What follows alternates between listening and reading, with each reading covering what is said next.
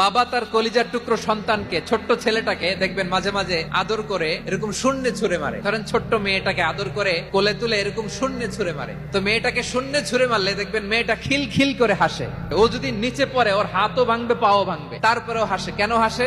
কারণ মেয়েটার বিশ্বাস আছে যে আব্বু আমারে ছাড়বে না, আব্বু আমাকে ঠিকই ধরে ফেলবে। চিল্লায় বলেন ঠিক কি না?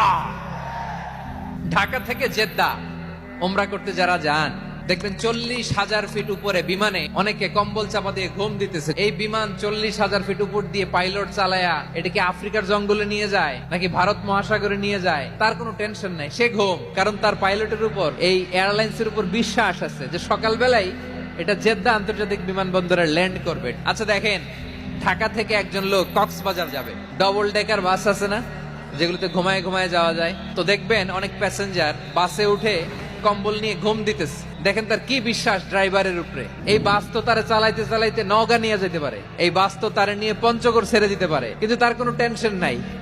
সে দেখবেন ব্ল্যাঙ্কেট নিয়ে কম্বল নিয়ে দিছে জনমের ঘুম। এর কারণ তার বিশ্বাস আছে যে সকালবেলা এই বাস কক্সবাজারেই পৌঁছবে।